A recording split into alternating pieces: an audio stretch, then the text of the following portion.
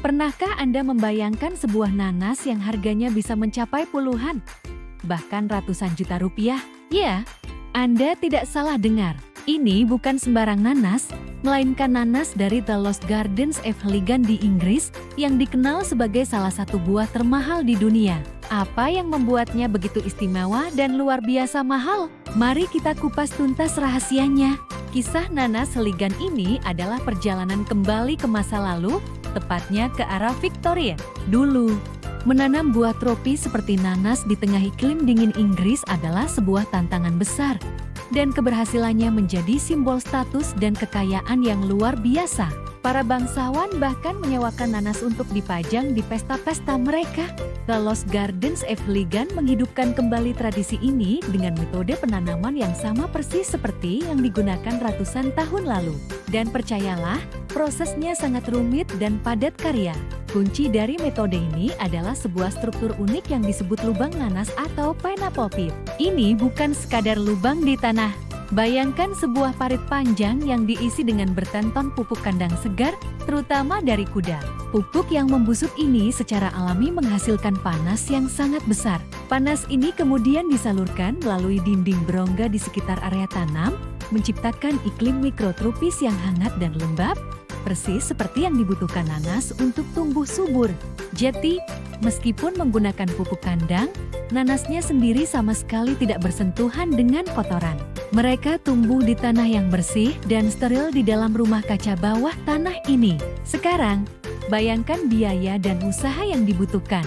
Pertama, mereka harus mengangkut puluhan ton pupuk kandang segar secara berkala. Kemudian, ada tim khusus yang bekerja sepanjang tahun hanya untuk merawat beberapa tanaman nanas ini. Mereka harus memastikan suhu dan kelembapan selalu tepat, memutar tanaman, dan melakukan perawatan intensif lainnya. Proses dari penanaman hingga satu buah nanas matang bisa memakan waktu hingga 2 atau 3 tahun.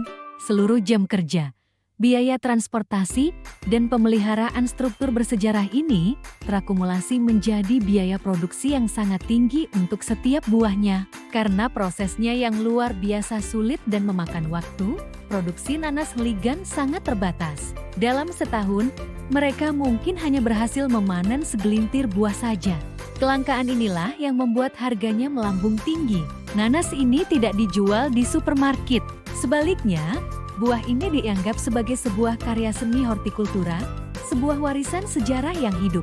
Buah kedua yang pernah dipanen bahkan dihadiahkan kepada Ratu Elizabeth II untuk merayakan ulang tahun pernikahannya yang ke-50.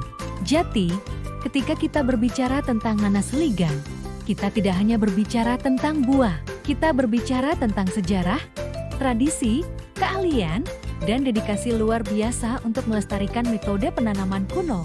Harga fantastisnya mencerminkan nilai dari semua itu. Sebuah simbol kemewahan dari masa lalu yang berhasil dihidupkan kembali di dunia modern.